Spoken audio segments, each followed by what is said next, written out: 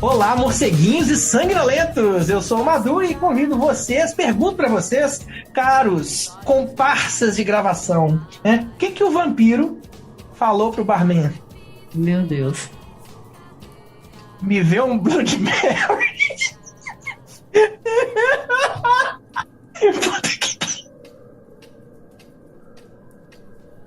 Oi pessoal, eu sou a Zizi e eu aprendi com meu grande amigo Messias que toda geração tem o vampiro que merece, eu concordo com ele.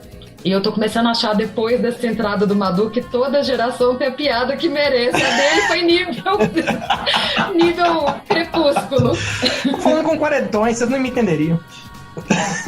Gente, eu sou Eros e apesar de ser um episódio de vampiros, eu tenho que citar a Chapeuzinho Vermelho. Principalmente aquela que corre de cinta liga em um dos episódios de True Blood. Pleased to meet you.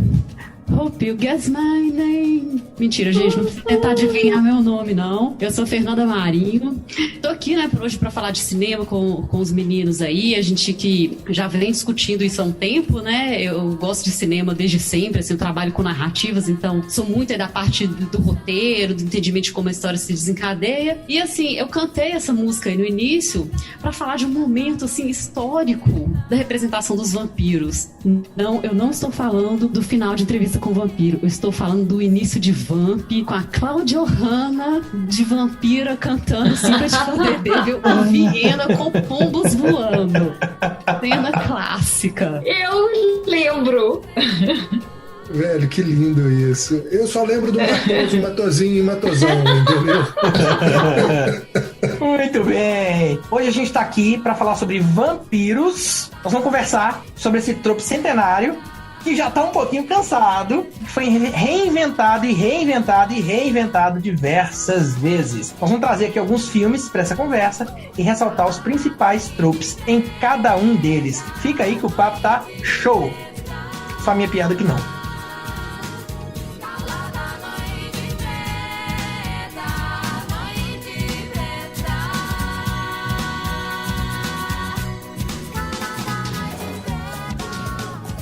Então vamos falar de vampiro, e pode parecer óbvio, mas Zizi, o que é vampiro? Vampiro é meio difícil e fácil de explicar ao mesmo tempo, porque todo mundo sabe o que é vampiro, né? Mas ao mesmo tempo é difícil porque eles têm tanta variedade ao longo do tempo que talvez a única coisa que seja eterna aí nos vampiros é que eles bebem sangue. Pelo menos eu acho, eu não me lembro de nenhum vampiro aí que não tenha, né, que não se alimente de sangue de alguma forma em algum momento. Até os vegetarianos. Até os vegetarianos bebem sangue, exatamente.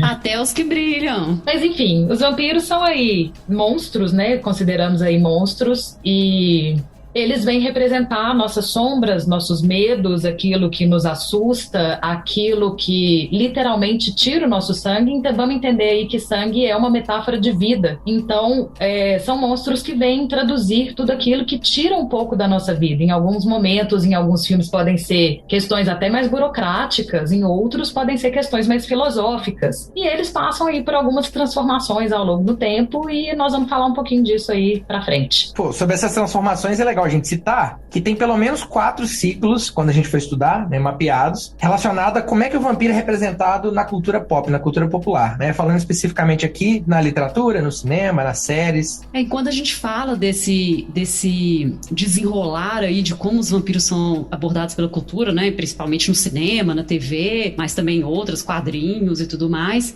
consideram que a gente tem um primeiro ciclo, que seria o ciclo maligno, que começa ali em 1922, com o filme Nosferatu, e são assim, são filmes, são obras que pegam o vampiro assim, pelo lado do terror, sabe? Uma criatura misteriosa, sobrenatural e aterrorizante, que a gente não conhece direito. E vem muito, né, como eu comentei, do Nosferatu e dos filmes da Universal também, de Drácula. E aí depois, lá né, e isso vai, né, desculpa, eu não falei a datinha direitinho, isso vai de 1922 até 1948. E aí, mais ou menos ali no início dos anos 50 até 85, a gente tem o que seria o ciclo erótico, que aí é quando os vampiros, assim, são sedutores, eles ainda são malvados, mas são atraentes, tem toda uma sexualidade, eles atraem, né, muito as suas vítimas por esse lado sexual. E depois um novo ciclo se inicia mais ou menos em 1987, onde eles começam a ser vistos mais como, assim, os monstros trágicos, dignos de pena, mas ainda assim temidos, né, eles continuam aterrorizantes, cheios de poderes, mas, assim, às vezes podendo se redimir, trazendo características mais humanas, às vezes mais filosóficas. E aí a gente tem o ciclo atual, né, que é o que a gente tem aí desde o início dos anos 2000, 2003 até hoje em dia, que eles podem ser bons, maus, intermediários, às vezes até no mesmo filme a gente tem, né, diferentes alinhamentos aí dos vampiros, e sua transformação não implica necessariamente uma mudança na moralidade dessas pessoas transformadas, vampiros eternos, ou quase isso. Em resumo, no século passado, o vampiro era o bicho-papão. Hoje em dia pode ser que não, né? Na verdade, o que eu acho que muda é o que a gente entende como bicho-papão, né? Eu acho que num primeiro momento a gente está falando de uma coisa que é realmente muito diferente ou muito monstruosa, né? O outro, aquele que eu não conheço, aquele que está de fora é muito, eu vou chamar de monstro.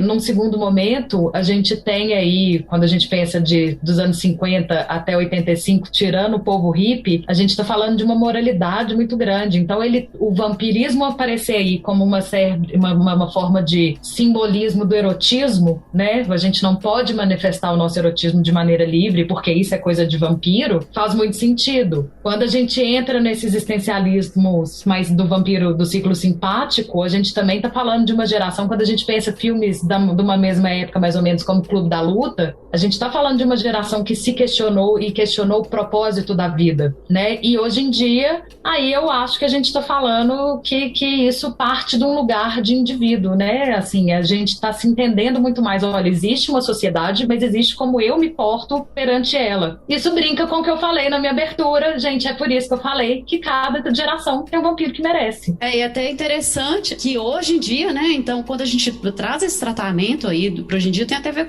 com a questão de diversidade mesmo, né? Então a gente tinha ali um vampiro que era assim, aquele estereótipo, né, do vampiro, e hoje a gente já tem, às vezes até na mesma obra, diferentes personalidades, diferentes alinhamentos morais entre os próprios vampiros em si, né? Não é assim, vampiro é igual a isso e aquilo. Os vampiros podem variar também entre eles. Tem até um trope legal que é o nosso vampiro é diferente, né? Toda obra acaba tendo as características.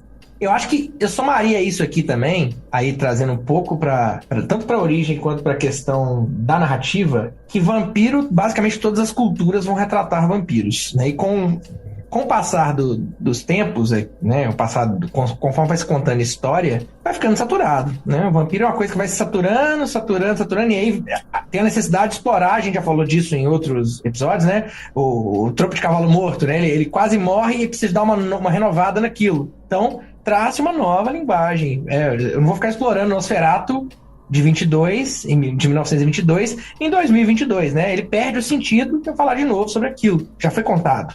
Então eu preciso de recontar aquilo de uma outra maneira. E isso é muito legal, porque quando a gente pega esse exemplo que você falou do Nosferatu, quando a gente tem lá nos anos 90 um filme tipo A Sombra do Vampiro, que conta a história do Nosferatu com o viés desse vampiro mais existencialista, que está sendo chamado do ciclo simpático, né? Que é a pessoa que se questiona. Mas a gente está falando da mesma referência, né? Do Nosferatu, de alguma maneira, que existia a lenda de que ele era um vampiro de verdade, e A Sombra do Vampiro brinca como se ele realmente fosse, né? O ator que faz o Nosferatu realmente fosse um vampiro. É aquele do William Dafoe, né? Exatamente. Ah, legal. E você vê como se vem desconstruir, né? E a gente tem... É engraçado, porque o Nosferatu, ele próprio é baseado no Drácula, né? Então a gente vai vendo uma releitura que vai se relendo e alterando ao longo do tempo.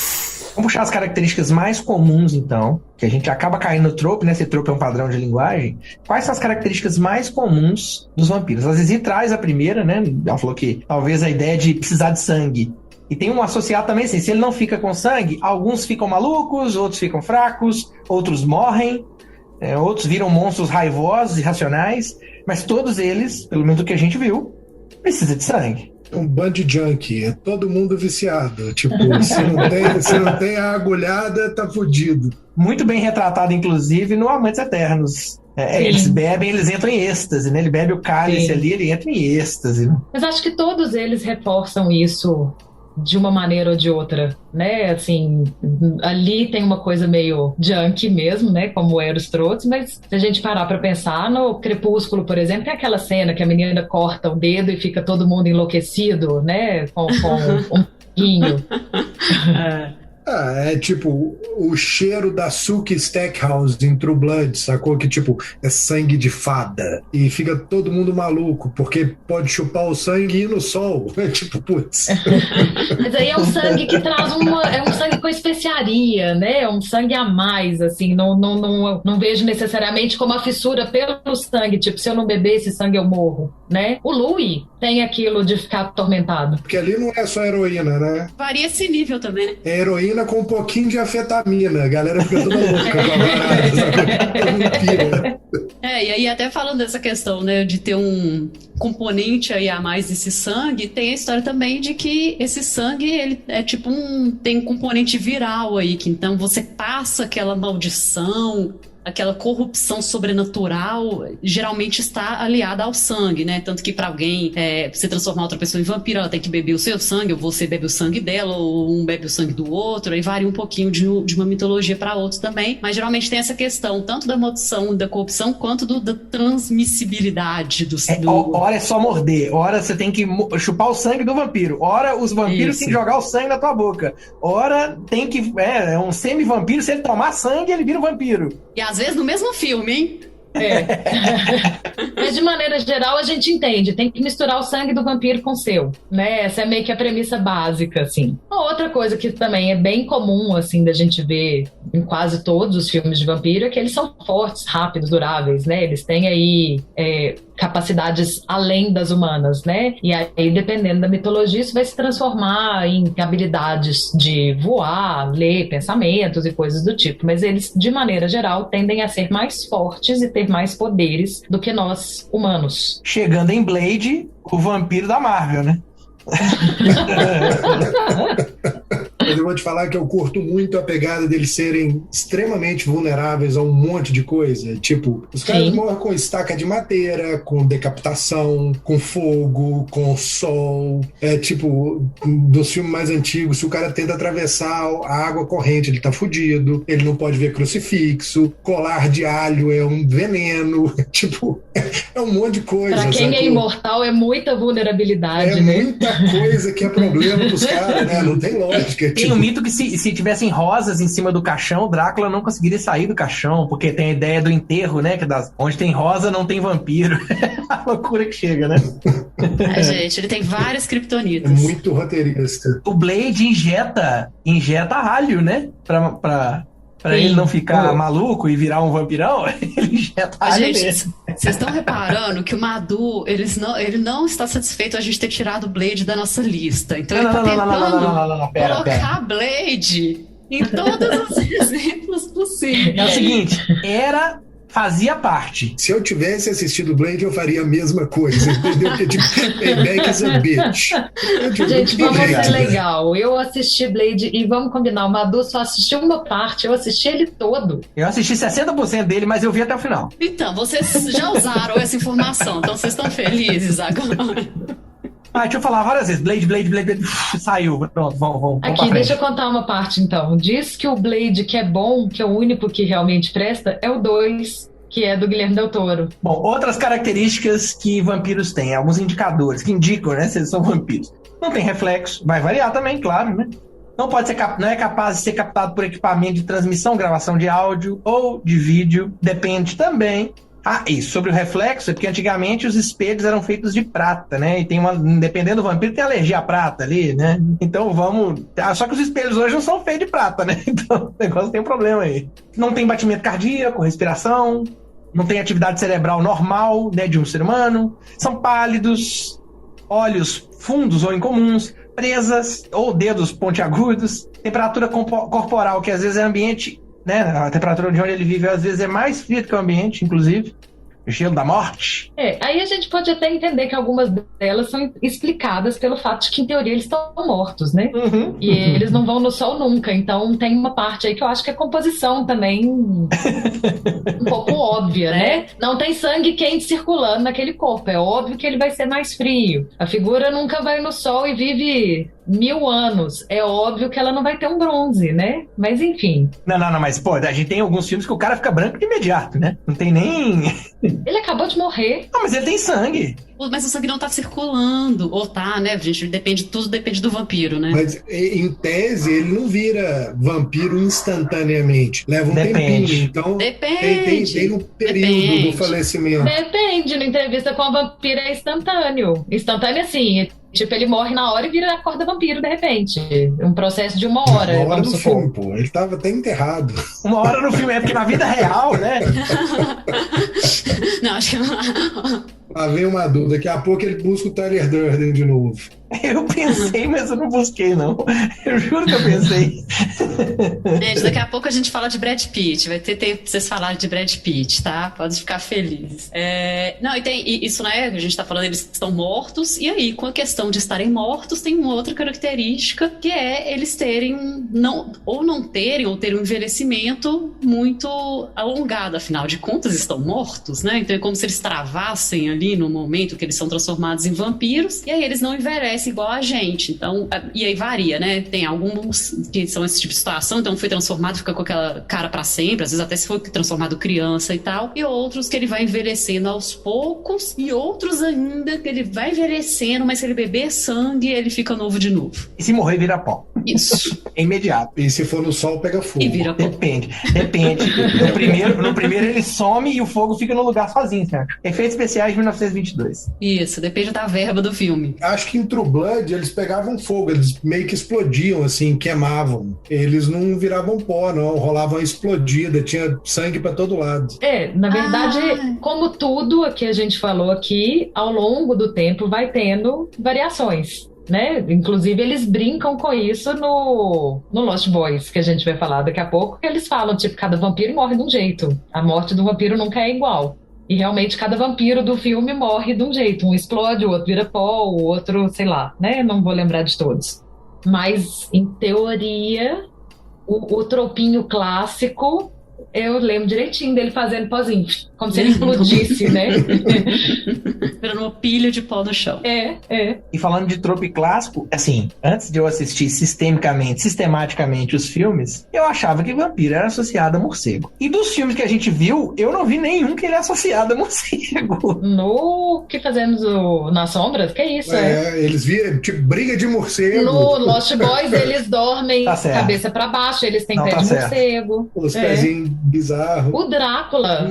Drácula é mais a lobo. Ele vira 500 coisas. 500 coisas, mas vira morcego também. Ele conversa com ratos. Ele vira lobo, vira rato, mas ele tem momento morcego também, não tem não? Eu não lembro de momento morcego nele, não. Eu também não lembro de momento morcego, não. Foi daí, eu comecei com esse, eu falei, uai, aí eu vi o de 1922, ele é mais associado a rato. Eu falei, uai, cadê o morcego? Aí eu fui vendo, falei, cadê o morcego? Só tinha outros bichos. Então, pra mim, porque o de 22 é um rip-off, né? É tipo... Tem uma onda de plágio ali que eles dão uma mudadinha no roteiro pra não falar que tava copiando. Porque eles não tinham os direitos do Drácula, né? Do livro, né? E se bobear, a gente não colocou aqui o Drácula clássico na lista, porque é chato, e aí a gente não quis. Mas talvez muita coisa... Nosferatu é super legal.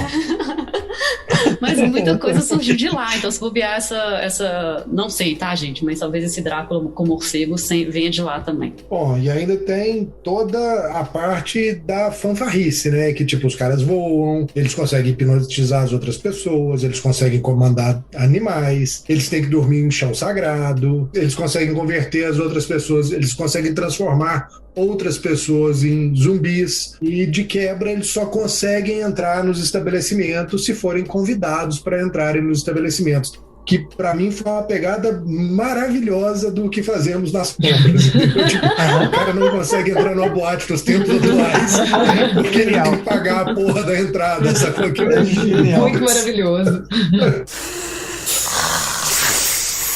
Pra falar de vampiro, então, entrando agora mais especificamente nos filmes, a gente selecionou 7 filmes. A gente tinha selecionado 8, mas né, eu assisti o Blade à toa.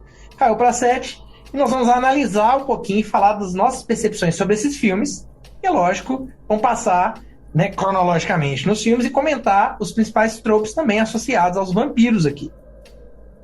Primeiro, o classicão, o primeiro filme de vampiro, Nosferatu, de 1922. É o vampiro original. Na verdade, ele dizem, né, uma adaptação autorizada do livro do Drácula. Que sim, depois cinema, fez né, isso, exatamente. Então ele não tem, né, ele tem algumas características muito, até histórias, se você for ver, a história é meio parecida, e só troca tipo as profissões, os nomes e tal, com a história do Drácula original, né? É um filme em preto e branco, quer dizer, com umas cores... Em preto e amarelo. Em preto e amarelo, né?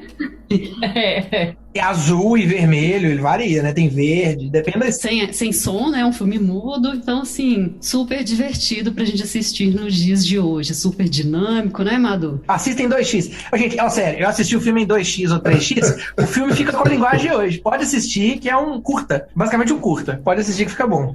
25 minutos. Se o Madu tivesse dito antes, eu tinha assistido o filme inteiro, mas não rolou, não. Não, 1h20 de cinema mudo, sem ser Charles Chaplin, velho, não rola. Então a gente tem o Hutter, que é um agente imobiliário que viaja até os Montes Cárpatos para vender um castelo no Mar Báltico, cujo proprietário é o excêntrico conde Graf Orlok, que na verdade é um milenar vampiro que, buscando poder, se muda para Bremen, na Alemanha, espalhando terror na região. Curiosamente, quem pode reverter essa situação é Ellen, a esposa de Hutter, pois Orlok está traído por ela. Gente, tipo, igualzinho o Drácula mudando os nomes. Mas o filme começa avisando, né? Tem lá no começo, tipo, baseado na obra de Drácula de Bram Stoker. Ainda fiquei com essa questão que a gente sabe que eles não tinham os direitos autorais, mas tá contando lá que é baseado, né? Então, ainda fiquei... Mas... como é que é isso? Porque tá avisado no filme. Provavelmente foi póstumo, né? Deve ter sido depois. Pode ser também. Ele foi, eu sei que esse filme foi quase... Na verdade, teve uma caça aos vampiros, né? No caso de retirar os filmes do ar e sobraram poucas cópias, né? Quase que o filme foi extinto mesmo. Qual que foi a experiência? Você assistiu, Zizi? Eu assisti, eu não consegui terminar, mas assisti tipo metade dele também, né? Quer dizer... agora, porque eu já assisti ele de outras vezes na vida. Eu entendo essa ideia de que sim, cinema mudo pro nosso padrão hoje em dia é um outro ritmo, né? É difícil assimilar, mas eu tenho a pira de ficar viajando nas expressões, em como as pessoas se viravam para contar uma história com tão menos recursos do que a gente tem hoje. E eu acho já ia falar o Drácula, né? O Nosferatu em si, muito interessante, né? Eu acho uma atuação, assim, que é um caricato extremo, mas que naquele momento da história, naquele momento do cinema, fazia muito sentido, porque quando você não tem nem a qualidade de imagem que a gente tem hoje para te mostrar nuance, nem a fala, né? Aquela expressividade dele devia ser com aquela caracterização muito aterrorizante. E, enfim, é um filme que eu fico viajando em como deve ter sido assistir aquilo em algum momento no cinema naquela época, né? Acho um filme bem legal e bem interessante. Eu tenho até um ponto aqui que eu acho que, assim como os tropes eles evoluem de um trope que depois vai ser chamado de clássico, onde eu tenho uma linguagem que é, né, aquilo ali foi desenhado num clássico e vai sendo evoluído, aquela discussão sobre aquilo vai sendo evoluído, eu entendo que a linguagem do cinema, a linguagem da expressão, a linguagem do som, do vídeo, passou por isso também. A gente tava ali num momento que não tinha muito repertório, né? Não existia tanto repertório filmográfico pra falar assim, isso já foi feito, não foi feito? Não, a gente vê isso visivelmente, né? Assim, a história em termos de linguagem, por exemplo, antigamente você tinha que mostrar, por exemplo, a porta do bar e mostrar que a pessoa estava lá dentro, depois mostrar a pessoa saindo e mostrar a pessoa entrando dentro de casa, para quem estava assistindo, entender que aquela pessoa fez esse trânsito. Agora ela tá no bar. E a gente não precisa ir longe, não. Quando a gente assiste alguma coisa tipo Friends, Seinfeld, você vê que tem isso o tempo inteiro. Mostra a porta do lugar onde eles estão para depois mostrar lá dentro, para contextualizar que é onde eles estão. Hoje em dia, a gente não precisa de fazer esse trânsito mais, porque o espectador já entendeu que o cinema não te mostra cada segundo da vida, né? Então, esse deslocamento aconteceu em algum lugar. E tudo bem. E aí é isso, né? Eu acho que o Nosferatu, ele tem esse lugar, e nesse momento eu tô querendo falar de lugar mesmo, Madu, de ranking, de ser o primeiro, de estar ali como o cabeça, né? Quem começou todas essas referências visuais e estéticas do vampiro, as histórias de vampiro existiam, claro que eles eram descritos, né? Mas quem começou esse imaginário do que é o vampiro na nossa mente é muito, pelo menos no cinema, é o Nosferatu. Tem um primeiro trope que caracteriza o próprio Orlok, né, nome de vodka, mas o Orlok é o Looks Like Orlok. Ele é um trope namer. Ele deu nome pro trope para qualquer tipo de personagem que carrega algumas das características, como ele não tem cabelo, tem orelha pontiaguda, às vezes maior do que o tamanho normal, o nariz é curvo, aquele nariz adunco, ele tem garras longas, ele tem ou dedos compridos, vai ter presas nos dentes das frentes, ao invés de canino, ele caminha encurvado, ele veste aquele casaco longo, pesado, como, por exemplo, o próprio pai do Drácula no Hotel Transilvânia 2, que é um desenho, ou o Pinguim no Batman, o Pinguim lá do Danny DeVito. Ou o Sr. Burns dos Simpsons, né? Que tem a mesma cabecinha, o mesmo nariz, a mesma bizarrice toda. E a mesma malignidade. Nem sei se existe essa palavra. E é rico do mesmo jeito. Ou até mais, né? É ver. E é um vampiro, só não é chamado de vampiro, né? Tem isso também. Não é à toa que tem essa cara. E ainda tem mãozinhas de rato. E por falar em mãozinhas de rato, tem um outro trope aí, que até se repete em muitos filmes, que é o motif animal. Que o Orlok, né, enquanto vampiro aí desse filme, ele tem uma conexão muito sutil com os ratos, e aí a gente faz uma correlação disso com a praga. Ele tem aquelas presas que são uns incisivos. Gente, eu tô fazendo gestos com a mão, né, gente? Vocês não estão ouvindo meus gestos de dentes incisivos, mas ele tem... então tem essas características aí meio que remetem a animais, nesse caso especificamente a um rato gigante, né? É um ratão. Tem um que eu gosto muito, que vai muito na conversa toda nossa, né, do primeiro momento, que é da simbologia do vampiro, que é aristocratas são maus. O Conde Orlok, né, a gente tá falando da figura que tem dinheiro, que tem influência, de certa forma, e a gente tá falando que ele é mau, né? Isso vai de acordo com algum do pensamento da época, e eu acho isso divertido, que entra no que a gente falou de representação. E é muito doido, porque ele, apesar de ser apresentado como um cara rico, é um castelinho meio michuruca, né? Ele não tem servo, sei lá, eu me senti assim. Mas aí a gente tem que entender que ele era rico, a produção é que não era.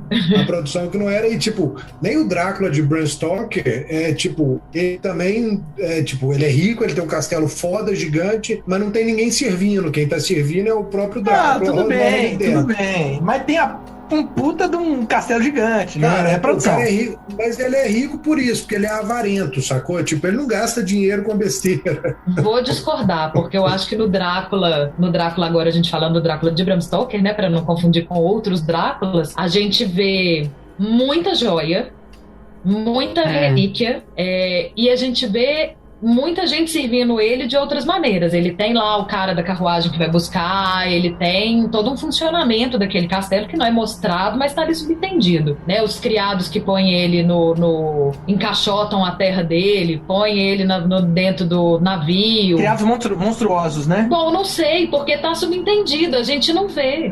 Aquilo não parece criado, parece escravo, zumbi. Que seja, mas ele tem uma estrutura por trás, né? E eu acho que tem essa questão de aristocracia mesmo, sabe? De ser herdado, de ter terras, sabe? Eles não são, ricos que trabalharam. Ele é de uma referência mais antiga mesmo. E é até engraçado, porque, apesar de tudo, né? Nesses em que eles são aristocratas, eu acho ainda faz mais sentido eles serem ricos do que alguns outros, que a gente vai falar pra frente, até do Fome de Viver, por exemplo. Como que aquela pessoa é rica, daquele dia ela ficou o dia inteiro tocando piano, e como ela é rica, de hoje, como é que ela consegue dinheiro, sabe? Mas eu acho que tem esse elemento aí de dono de terras e castelos inicialmente, né? A gente tem também uma questão que a gente até já comentou antes, né? Que o trope dele ser enfraquecido pela luz. Então a luz do sol faz o Orlok pegar fogo e desaparecer. E é incrível, né? O desaparecimento é incrível, né? É aquele efeito de 22, né? Que foguinho, assim, ó. Gente, super tecnologia. Mas é o tipo de coisa, a gente tá cobrando muito de efeito especial, porque a gente vê filme de Não tô cobrando, só estou zoando. O que eu tô dizendo, Madu, é que se você vê filme de 6 meses atrás, hoje você acha o efeito datado, sacou? A pegada é essa, tipo, 6 meses atrás você viu uma porra do efeito e falou assim, nó, que foda, os caras mandaram muito bem. Você vê 6 meses depois, norma, que merda, datado, olha lá, que montagem ridícula. Mas aqui, a gente tem um Viagem à Lua do Méliès, que é antes e que tem efeitos, pra mim, muito superiores. Então, depende também. Ou então efeitos práticos, né? Às vezes, geralmente efeitos práticos envelhecem menos mal. Mas esse não me incomoda, não, sabe? Até o desse filme não me incomoda, não. Porque pra mim traz aquela ideia de uma coisa antiga mesmo, sabe? Parece assim, um documentário de milênios atrás, sabe? Então, eu acho que nesse sentido, pra mim, deixa até ele mais macabro, assim, o filme, sabe? Passa até mais medo por ele ser antigo. Não, e a gente pode entender que tem, mesmo naquela época, produções e produções. Algumas com mais dinheiro, outras com menos, e nem todo mundo tinha um Méliès que é tipo o gênio do efeito, né? Então, também a gente tá comparando aí com um cara que é sacanagem em comparação com ele. Madu fica comparando maçãs e batatas, né? Não tem... É tipo isso, que se você quiser comparar o Méliès com os efeitos práticos também de um Charles Chaplin, ok, né? Mas nem todo mundo é tão gênio assim. Mas aí até falando, né, da questão dos efeitos práticos, nem sei exatamente se foi um carrinho, como é que eles fizeram isso nesse filme, né, do Nosferatu, tem a questão, que até virou um tropo depois, do deslize fantasmagórico, né, que ele não anda, ele desliza. Então, sei lá, se ele tinha um carrinho embaixo dele, que alguém empurrava e ele ia andando, porque você não tem aquela movimentação de uma pessoa que está andando, né, pra dar esse tom mesmo sobrenatural aí. Mas eu observei isso, tá, Fê? Assim, eu acho que é a interpretação do ator mesmo, nem carrinho tem. Porque ele faz o esforço de não abaixar, sabe? Mas quando você olha, a perna tá movendo. É tipo assim, ele não tá desnivelando, né, o movimento do andar, mas a perna tá movendo. Ele tá passando atrás de uma mureta. Quando ele sai da mureta, você vê que ele tá andando. Foi o ponto de inspiração pro Michael Jackson fazer moonwalk, inclusive, sacou? Com certeza. E deve ser favorecido pela coisa, né, dos 16 quadros por segundo, que a gente não capta o movimento com a precisão que a gente tem, aí junta tudo e fica ali aquele efeito bizarro. Gente, aí pulamos simplesmente 61 anos na nossa cinematografia aqui e vamos para Fome de Viver, de 1983. A definição do filme pra mim é clipe da MTV de dança maluca, pano voando. Depois tem macacos malucos, loucos, morrendo, pano voando. Aí tem mulher que estoca ex no quintal, pano voando. Tetas, pano voando. Final sem explicação, pano voando e pomba voando, né? Tem pomba também. É mais ou menos isso no final das contas. Mas enfim, Fome de Viver é um filme de 83. Ele tá vendo? Ele é mais anos 80 do que eu tava pensando. Um filme de 83, com a Catherine Deneuve, com o David Bowie, com a Susan Sarandon, tipo um elenco, né? Bem bacana. E conta a história de um casal de vampiros, a Miriam e o John Blaylock. Que ele, enfim, a gente começa a ver esse personagem do David Bowie envelhecer e ele se frustra porque quando ele foi transformado pela Miriam, ele foi prometido vida eterna e jovem junto dela. E aí a gente descobre que ela já teve outros companheiros e que esses companheiros não têm a mesma resistência do que ela. A passar de muitos séculos, eles começam a envelhecer, tem um envelhecimento muito rápido, alguns duram dias, outros duram semanas, mas eles acabam envelhecendo até uma morte, que eventualmente a gente descobre que é uma morte simbólica, né? Eles ficam aí meio incapazes de se mover, de tão fracos, mas eles não de fato morrem. E enquanto isso tudo tá acontecendo com o personagem do David Bowie, a gente tá vendo a Miriam, que é a personagem da Catherine Deneuve, buscar o seu novo companheiro, que no caso vai ser a Sarah, que é uma médica que faz uma pesquisa aí sobre envelhecimento, interpretada pela Susan Sarandon. Abandono de idoso! E que eu achei que teria uma super reconexão. Eu falei, nossa, a Susan Sarandon vai descobrir o que aconteceu. Eu também. Essa é uma das falhas do filme pra mim, assim, de, tipo, traz toda uma questão e que não serve pra nada, né? O final é do nada, né? E tipo assim, ela morre, você fala, gente, como é que ela morreu? Por que ela morreu? Por que a outra matou? Nem é um negócio meio assim. Ela morria antes, agora ela morre. Mas enfim, né, gente, é um simbolismo, né? Sendo isso muito simbólico, né? Pra mim, na minha interpretação, não quer dizer que isso é certo, os outros companheiros morrem quando a Catherine Deneuve quando a Miriam, né? Eu lembro o nome do personagem, eu costumo não lembrar, então vamos usar quando eu lembro. Quando a Miriam deixa de querer a companhia dessas pessoas, né? É como se ela sustentasse a vida deles. Eu transformei essa outra pessoa em vampiro e enquanto eu tô interessada nessa pessoa, ela tem aí a minha vida eterna.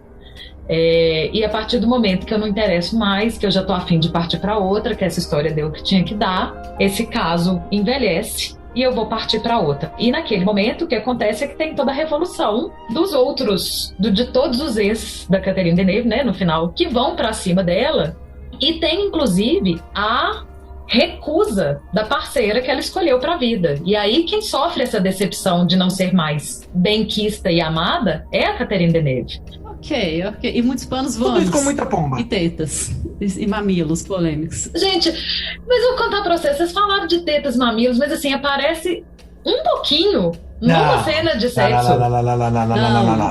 Não, é toda hora, gente. No começo aparece. É toda hora, Zizi. Gente, é o pornô vampiro. Gente, anos 80, gente. Eu não acho que é excessivo a quantidade disso aí que aparece. Só acho que é gratuito. Pra você nunca é excessivo, Eros. Não, mas não é nesse sentido, velho. Gente, mas nós estamos falando de um filme que tem uma camada erótica no filme o tempo inteiro. Se naquele filme não faz sentido a gente mostrar o erotismo, em poucos fazem. Mas eu acho que é um tipo de coisa que era muito comum mesmo nos anos 80, eu tô brincando, mas assim, todo filme de ação tinha mamilos, gente, sabe? Eu tava vendo um dia desses um do Steven Seagal aí, e aí toda hora aparece o mamilo das mulheres, sabe? Achei que era mamilo do Steven Seagal. Não aparece. Hoje em dia tem muito bunda de homem, mas na época era mamilo de mulher que tinha. Não, e é isso que eu ia falar. Acho que tem muito filme que aparece com muito menos contexto, né? Tem cena, sei lá, da pessoa tomando banho e que podia não ter mamilos aparecendo ou nada de corpo aparecendo e aparece. Ali eu acho super contextualizado em cenas de sexo, legal, num filme que fala desse erotismo e dessa coisa da sedução. Sim. Né? O vampirismo ali, por isso, a gente tá entendendo, né? Como eu disse, a minha interpretação, pelo menos, é de uma simbologia desse amor, dessa relação, até às vezes um pouco predatória e talvez até um pouco abusiva, né? E é interessante que é a personagem feminina quem tá no lugar de dominadora, né? Normalmente a gente também vê, por mais que entenda que nos anos 80 talvez isso fosse mais erotizado do que a gente pensa hoje em dia, mas normalmente a gente vê quem tem dominância naquele momento da história era costumeiramente o homem, né? Sim. Então eu acho, enfim, tetas contextualizadas. Aqui a gente tem a questão do tem quase 10 anos antes, né, da entrevista do vampiro, com a entrevista com o vampiro, e aqui já mostra um pouco dessa, vou dizer, humanização, né, da angústia, apesar deles ainda serem maléficos, porque, né, ainda mais ela que tá estocando gente no quintal e tomando sangue, gente não, né, estocando vampiro no quintal. Cara, ele tá comendo criancinha, ele literalmente suga a criancinha a troco de nada, assim, o cara já tá morrendo, ele sabe que ele não vai se recuperar ali, ele pega e mata uma menina de 13 anos de idade. A troco de raivinha, né, a troco de magoar o outro, assim, porque ele sabe que a Miriam gostava da menina, né? Uma criatura madura, gente. 300 anos de vida só. É porque ele tem só 300 anos, né? E ainda tem uma arma não disparada naquela cena, né? Porque ela escreve a porqueira de um bilhete, coloca na mão da estátua e fica por isso mesmo. Não vai de lugar nenhum pra coisa nenhuma. Tipo, no final das contas tem a foto. Aí quer dizer que você foi cortada a cena, porque tinha alguma coisa. Edição, né? Isso tem cara de coisa que tava no roteiro, que se bobear foi gravada, mas saiu na edição. Ela bota na mão da estátua. Mas isso é legal, né? No fim das contas fica só a foto que a menina tirou no lixo da sala. E é isso mesmo. Mas isso que você estava falando é legal, Madu, porque esse é um trope que ainda não foi construído, que é quando a gente acha que o filme tá desconstruindo ou ironizando ou só repetindo uma coisa que já tá desgastada, mas na verdade ele é o primeiro ou aquele que trouxe relevância suficiente para aquele trope ser repetido, né? E a gente associa muito a Entrevista com o Vampiro a coisa do vampiro humano e questionador, mas vem aí desde quase 10 anos antes, como você falou. Gente, mas eu acho que o livro Entrevista com o Vampiro acho que é de 77, tá? Eu posso até confirmar aqui. Mas a gente tá aqui falando no cinema, né? De cinema, Mas a gente entende também que quando a gente falou lá no começo dos ciclos, o ciclo do vampiro humanizado que é o vampiro simpático, ele começa em 87, né? Sim. A gente tem um outro trope aí também, que é o Exposition of Immortality, que fala de quando um personagem é muito mais velho do que ele aparenta, e isso de alguma maneira vai acabar sendo revelado no filme. E no caso, ele é revelado pra gente com as memórias da Miriam, que sonha com o Egito Antigo, com as do John, que se lembra de situações do século XVIII, e também com a vasta coleção de arte da Miriam, que tem itens aí de tudo quanto é época da humanidade, e a gente entende que ela foi coletando isso ao longo do tempo. E ainda tem aquela pegada anos 80, né? Disturbed Doves, que tipo, tem um monte de pomba que mora na casa dos caras. Tipo, toda cena tem pomba voando, sacou? Tem rato com asa voando pra todo lado. E tipo, tem uma merda dramática, tem pombinho voando. É tipo, tudo voa. Ou tem cortina voando, ou tem pomba voando. Aquilo é um horror. Acho que é bom trazer aqui a referência de outro filme, que é o Blade Runner, né? Naquela cena final. Eu esqueci o nome do principal lá, do vilão, gente. Como é que é o nome dele? O Roy. O Roy, ele tá vindo, né, pra confrontar. E no confronto, aquele tanto de pomba voando de noite, inclusive, né? Tá, assim... Não, no Blade Runner não é um tanto de pomba. Ele segura uma no colo e ele solta ela no momento. Mas voa, tem outras antes voando. Eu só lembro dessa do colo. Ele chega uivando malucão, e tem um monte de pomba ali, e depois ele segura uma. Vale só lembrar que, assim, isso é um tropo que a gente usa até hoje e que a gente fala das pombas, mas vale para qualquer pássaro, né? Num passado bem mais recente, no momento em que o Ned Stark é decapitado, também tem uma revoada de pássaros no céu. Eu, inclusive, fiz questão de rever essa cena hoje, só pra eu lembrar como ela era. Uma bela cena. É uma bela cena. Eu chorei. Mas no caso de Game of Thrones, tipo, eu não lembro bem da cena, mas não seria os pombos correio voando pra avisar todo mundo que o Ned Stark tinha sido decapitado? Não, é uma revoada mesmo. Susto, é tipo barulho, aquele mute a guilhotina descendo, né? No caso, a lâmina descendo, tchuf, e as pombas. Sim, o trope é isso, né? Assim, aconteceu algo dramático, pássaros voam. No caso desse filme, nem precisa de muita coisa dramática, né? Pombas voam o tempo inteiro. Dentro da casa. Gente, mas vocês já assistiram o clipe de Total Eclipse of the Heart? É tipo cortinas voando e pombos voando. É muito anos 80, né? Eu lembrei desse clipe o filme inteiro, Zizi. Eu também. Tem um trope que eu acho interessante da gente falar, que é o horror hunger, que a gente até meio que já falou lá no começo, que é quando como todo ser vivo precisa de alimento, no caso desses monstros em que os vampiros se enquadram, eles, quando passam fome, têm algum tipo de déficit, né? Ou ficam mais fracos, ou ficam doidos, e aí eles precisam se alimentar, e no caso eles se alimentam de sangue humano. Mas acho interessante falar que é o trope que dá nome ao filme, né? Uhum. E tem uma outra coisa interessante também, é que até eu fiquei na dúvida isso quando eu tava assistindo o filme, que em nenhum momento eles falam a palavra vampiro, né? Que é um trope aí também, de a gente não usar aquele termo específico, né? E nesse caso seria o vampiro. Então, a gente entende que por todos os tropes, inclusive, por todas as características, né? Uhum. Mas não é chamado no filme, em momento algum eles são chamados, eles se referem a si mesmos e tal, de vampiro. E pra completar, eles não têm tipo fangs, né? Eles não têm as presas de vampiro hora nenhuma. Eles usam tipo uma faca no medalhão pra poder cortar a pessoa e poder chupar o sangue. Os caras estão mais pra chupar cabra do vampiro, né? Mas é isso, bom, né? É o começo de uma suavidade do vampiro que a gente vê reverberar até hoje, né? Eu acho que o motivo de eu gostar, talvez, do filme é que ele é o primeirão de toda uma maneira de perceber o vampiro diferente daquele monstrão ou daquele Drácula muito caricato, né, dos anos 50. Mas eu gostei, tá, Zuzi? Eu tô zoando aqui, mas eu achei um filme muito bom. Só nós duas, tá? Porque esses meninos zoaram até dizer chega. Não, eu não achei terrível. Eu não gostei. Não é terrível não, pô. Mas não assisti de novo, não. Numa boa, entre a lista de 7 filmes que a gente tinha que assistir pra isso, tá entre os melhores. Ok. Mas isso não diz muito sobre ter gostado, né? Porque a gente assistiu o filme bem mais ou menos aqui. A gente achava que ia ser mais legal, gente, mas ficar velho é foda, porque os filmes de vampiro perderam um pouco a graça. O vampiro tá datado, essa é a verdade.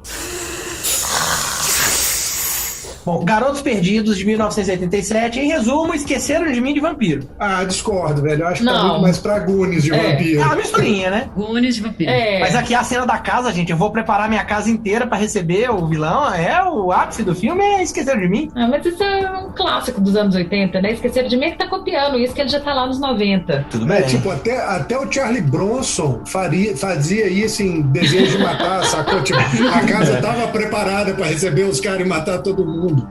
A placa de prego debaixo da janela era lindo. Nesse filme, Lucy vai morar com Michael e Sam, que são seus filhos, em Santa Clara, né? A cidade dos assassinatos, onde todo mundo morre. E ali tem um monte de jovem que desaparece. E aí esses dois irmãos, eles descobrem que tem uma gangue de motoqueiro. Tá mais morta que vive, né? São os Começou a sessão de piada ruim do Madu, né? O Sam, ele tem que... Por quê? Quem eu fiz de piada agora? Eles estão mais mortos do que vivos. Pô, isso não é meu, não. Isso não é meu, não. Eu peguei a sinopse do filme.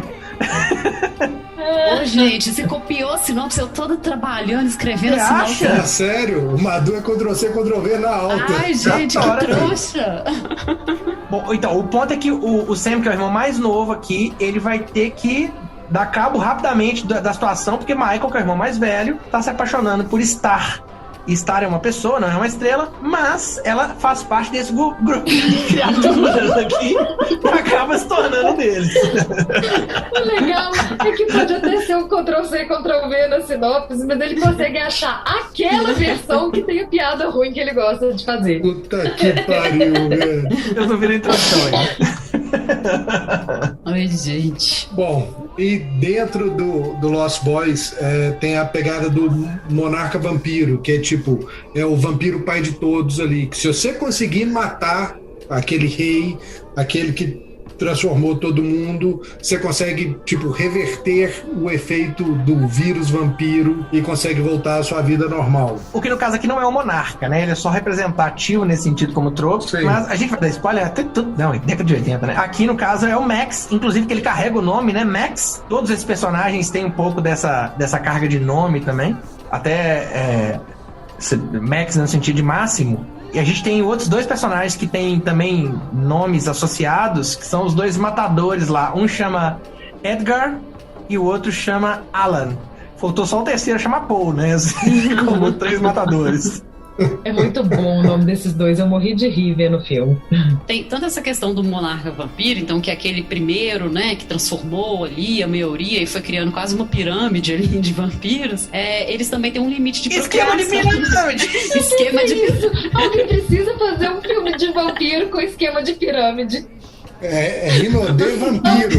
Vampiro dos tempos modernos, esquema de pirâmide. Ô, gente, mas olha só, o vampirão, ele transforma alguns vampiros. Aí esses vampiros, o vampirão é o mais forte, aí os vampiros de baixo ali, os primeiros vampiros são mais ou menos vampiro. Aí eles transformam outros que já são mais fraquinhos. E aí chega numa hora que eles nem conseguem transformar mais de tão fraco. Gente, pirâmide! Isso mesmo. Exatamente. Pirâmide. Ô, Fê, e isso me lembra o outro trope, que é o limite de procriação do vampiro. Que no filme, quando você bebe o sangue de um vampiro, você vira meio que um meio vampiro. Você só sela o negócio quando você realmente mata uma outra pessoa e suga o sangue de outra pessoa. Aí você vira vampirão mesmo. E se você não chupar a porra do sangue humano? E se você ficar só chupando o cachorro? Você vira um semi-vampiro. Mas beleza, o que quer dizer um semi-vampiro? Você vai ser vegetariano e vai ter a vida eterna? Cara, é um flebot, não tá? É um flebot. Porque lá a Star é um semi-vampiro do filme. Ela não é vampira em nenhum momento. Inclusive, ela fica super decepcionada quando o Michael toma o sangue humano, porque ali ele virou vampiro. Ali ele assume a forma vampiresca dele. Não, ele não toma o sangue humano. Toma a garrafa. Ele toma na garrafa. Não, mas ela também tomou, porque ela também é semi-vampiro. Ah, não, desculpa. Na garrafa é o vampiro é o sangue do vampiro. O rito de passagem dela seria o Michael. É tipo, ela viraria Isso, uma vampira completa isso. se ela chupasse o Michael. Então. Mas como ela não chupa o Michael, Você não sabe. É um filme infantil, gente. Mas tem Um cena de filme sexo. adolescente nos anos 80, quando essas coisas, né, enfim, aconteciam. Mas enfim, fica subentendido eu acho, no filme, que, tipo, se você não fizer o rito pra virar vampiro, de fato, você eventualmente vai ficar muito, muito fraco e vai morrer. Isso se você não enlouquecer antes, que é o que acontece com o moleque, né?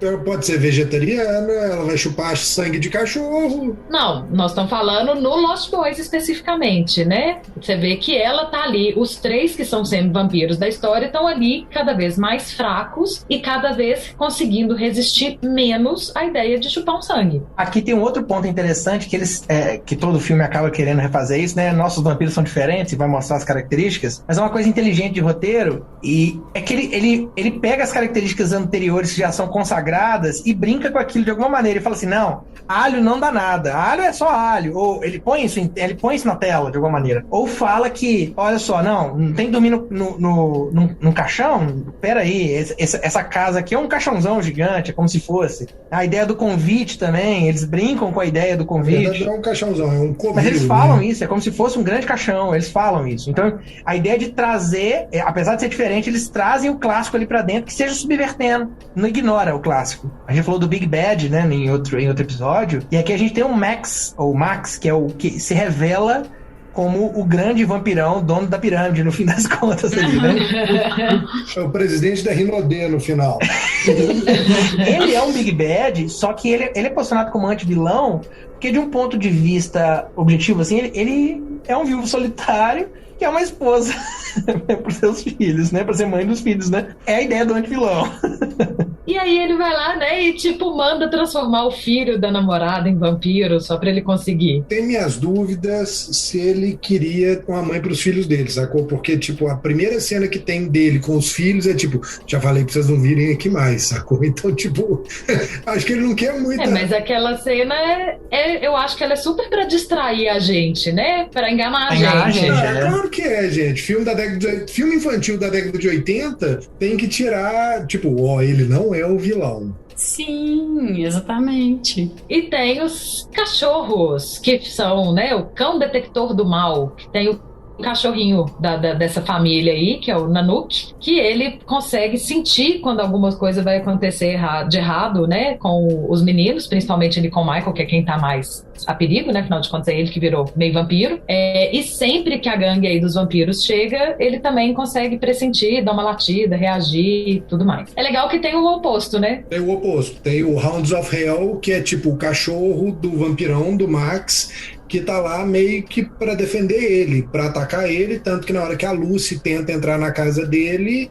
tipo, o Hound of Hell dele lá vai em cima dela, desesperado e tal, e não deixa ela chegar também. É meio como se ele previsse ali uma intenção que o próprio dono não previu ainda, né? Seja pro bem ou pro mal, né? Eu acho que é um Hellhound meio mal treinado, né? Porque se ele fosse esperto, ele deixava ela entrar pro vampirão chupar ela lá dentro. É filme dos anos 80, Eros. Não tem esse erotismo todo que você tá querendo trazer aqui, não. Te conheço. A gente acabou de passar um filme inteiro falando do erotismo do filme dos anos 80, Madu. Cadê a coerência? Adolescente, filme adolescente? Não é nem adolescente, velho. É filme infantil. É, ele é mais infantil. Nem adolescente. É PG-13. Nem sangue tem na porra do filme. Agora é muito engraçado, né, gente? Porque, assim, eu brinquei com vocês no dia que eu reassisti o filme. Eu acho que eu não assistia ele desde a minha infância. É a coisa mais anos 80 que eu já vi. E eu acho... E assim, eu sou uma criança dos anos 80. Eu já vi muita coisa dos anos 80. Mas eu acho que vem de uma característica do Joel Schumacher de ser muito... estereotipado, né? Ele trabalha com aquele estereótipo no talo, tipo, nem nos anos 80 as pessoas usavam aqueles figurinos e aqueles cabelos daquele jeito tão literalmente. É tipo isso, aquele passeio pela cidade, tipo, a abertura do filme é linda, eu adoro a trilha sonora, acho que é fantástica, Echo and the Bunnymen tocando People Are Strange do The Doors é do caralho. Agora, aquele povo devia estar em um quarteirão único e exclusivo em Nova York. E não numa cidade do interior da Califórnia, que não fazia o menor sentido. Mas o exagero é uma linguagem mesmo, né? Ele parece que o exagero ali é uma proposta e não assim um erro de percurso, né? Acho que a proposta dele é ser exagerado. Do diretor, né? É exatamente o que a gente tá batendo. Não acho que é um erro, é só uma característica mesmo do Joel Schumacher, né? E aí fica muito engraçado a gente assistir hoje em dia. Mas é engraçado, e como é que é as interpretações, né? Porque eu não vi esse filme criança, eu sou dos anos 80, eu nasci nasci, inclusive, em 1980 exatamente, mas eu não vi esse filme na época, eu vi ele, tipo, deve ter uns 3 anos, aí eu revi pra gente conversar aqui, mas a primeira vez que eu vi ele tem uns 3 anos, e eu achei divertido. Ah, não, divertido eu acho também. Dei gargalhadas vendo o filme. É divertido igual Goonies, sacou? É tipo... É um filme Ah, eu legal. acho o Goonies mais divertido, mas... Não, Goonies mas, pô, é Spielberg e Joel Schumacher, né? Tipo, não tem muita comparação. Tipo, pô, Esse é o ponto. maçã com batata. Acho que é maçã com chocolate. É tipo isso. Então, saindo dos anos 80 e dos filmes infantis, a gente vai para os anos 90, e agora com um filme já bem mais adulto, com bastante sangue e sensualidade, nós vamos falar daquilo que é a inspiração, na verdade, para a grande maioria dos vampiros, que é o Drácula de Bram Stoker. O nome do filme é Drácula de Bram Stoker, mas o Bram Stoker, na verdade, é o autor do livro. Coisas de Coppola. Eu acho que vem para diferenciar se ele falasse só Drácula, a gente ia ficar com a referência do filme dos anos 50, né? Na verdade, isso é até um trope, né? Então, é um trope que eles chamam de caso vocês esqueçam quem escreveu. Então, é um trope colocar o nome do autor do livro no filme. Então, a gente vê muito isso, por exemplo, nos filmes do Tom Clancy, baseado em obras do Tom Clancy de hoje em dia, sabe? É sempre assim, o John Ryan do Tom Clancy, o Sem Remorso do Tom Clancy. E o Coppola fazia muito isso, né? No Poderoso Chefão também, o nome original dele, The Godfather, né? Do Mário Puzo, que ele queria reconhecer o autor do livro. Na verdade, nesse aí, no caso do Drácula de Bram Stoker, tem essa questão também que às vezes está falando dos direitos autorais, né? Porque o Drácula, só Drácula, ele era de propriedade, esse nome era de propriedade da Universal. Então ele colocou o Bram Stoker, né? Como sinopse, a gente pode falar que a essência do filme é o primeiro que a gente falou, Nosferatu, como história. É um cara que vai num outro lugar e depois apaixona pela mulher desse cara. Né? O Drácula, lá, o Nosferatu, se apaixona. Só que aqui a gente traz outros personagens e outras camadas. Né? A história ela é ampliada nesse sentido. Ela não perde em nada daquela primeira história que a gente tem lá atrás. E a gente tem até uma questão que é até diferente do livro, né? Nem sei se eu deveria entrar nisso não, mas assim, que tem essa questão de um passado humanizador para esse Drácula, que a gente não tinha tanto no Nosferatu e a gente não tinha, inclusive, no livro do Bram Stoker, um passado de que, na verdade, o Drácula, ele era um lutador que foi pela batalha, numa batalha religiosa, e ele teve uma questão de que quando ele voltou, a mulher dele tinha se suicidado e foi amaldiçoada pela igreja. Então, assim, ele tem uma motivação para ele ser mal, ele não é simplesmente mal por ser mal. É nesse sentido, eles ampliam, né? Eles dão explicação para uma coisa que não era explicada, né? A gente não sabe qual é a história do Nosferatu nesse sentido. Exatamente, nem do Drácula original, né? Do livro. Nem do Drácula do livro, né? E eu acho que tem tudo a ver com isso tudo que a gente vem falando do simbolismo do vampiro e das gerações e de como a gente encara, né, esses maus. Porque a gente tá falando exatamente do momento em que os vampiros não eram tão monstros assim mais. A gente tinha uma contextualização de onde está vindo, por que está vindo, que mal é esse. Daí eu acho que vem um pouco dessa adaptação. O que eu acho engraçado é fazer questão de falar que é o Drácula do Bram Stoker para você mudar completamente o sentido da obra do cara, né? Porque quando é uma mudança tão grande quanto essa, você muda o sentido da história. Aqui também a gente tem o motivo animal, né? O totem animal, associando o Drácula, assim como no primeiro, associando, né? Aqui de uma maneira bem mais direta, ele transforma, inclusive num lobo, no primeiro momento. Ele morde, né? Os furos que tem na mulher, onde é mostrado a primeira vez, são furos de uma mordida de um lobo e não de um morcego ou de um outro bicho. Tem uma cena intrigante que a gente vê também em vários modelos, que é a Dangerously Close Shave, que é a ideia do barbear perigoso, onde eu tenho uma figura que é ameaçadora barbeando a outra. E aqui o Drácula, ele usa uma lâmina para barbear o Jonathan. E é uma cena que causa uma certa angústia. Assim, é agora. E isso não acontece, né? Na verdade é que ele tira um pouquinho de sangue, então ele não chega a matar realmente, né, o personagem do Keanu Reeves aí, mas ele lambe, né? Ele dá uma lambida super exagerada. Uma lambida que é uma cena clássica, né, assim. Em compensação, em Cães de Aluguel, o cara raspa tão de perto, mas tão de perto, que ele arranca uma orelha, fala pra essa orelha escutando Stuck in the Middle with You. Tipo, a cena é linda. Aí, seguindo aí na parada aí dos temas mais adultos, né? A gente tem aí um outro trope de uma bissexualidade ambígua ou sugerida aí. Assim, nunca é falado de uma forma explícita, mas tem uma cena que a Lucy e a Mina, né? A personagem da Winona Ryder e a Lucy, que é uma amiga dela, elas estão correndo no labirinto na chuva e se beijam e tal, mas para por aí. E isso é uma coisa que a gente vê em alguns filmes também, né? A gente tem, por exemplo, no Cisne Negro, a personagem da Natalie Portman e da Mila Kunis se beijando ali num sonho, que a gente nem sabe direito se é um sonho, se aconteceu. Então acontece aí, é uma coisa que a gente vê em alguns filmes, e nesse filme acontece também. Eu acho engraçado que ao longo da pesquisa eu vi tanto trope falando dos filmes de vampiro com coisas, né?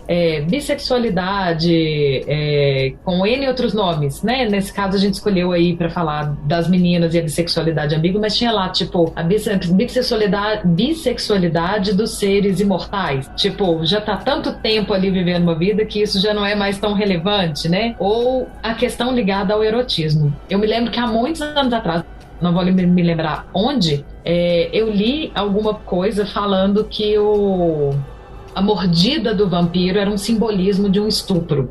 Então, eu nem concordo com isso hoje em dia, mas isso pautou a maneira como eu tentei ver filmes de vampiro, porque quando eu li isso numa pesquisa X, né, há muitos anos atrás, eu fui olhar com esse olhar.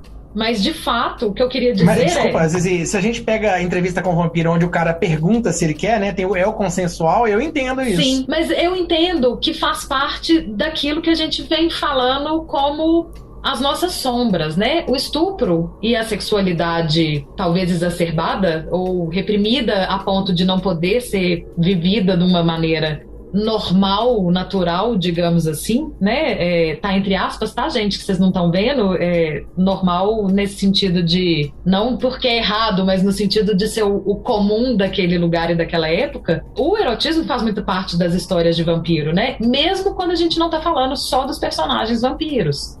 E uma das coisas legais dessa mina é que ela dessa mina, ficou engraçado, né? A mina.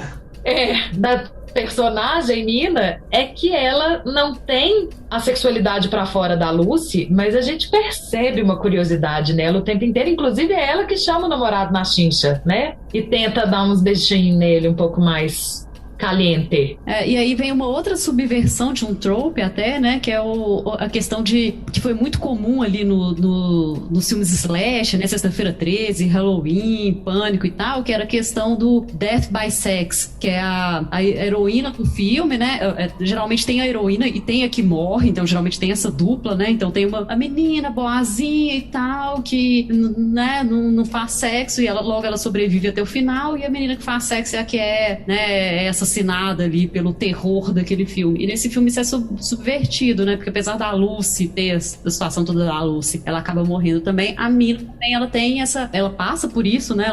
Ela também tá ali dando beijo, né? Exato.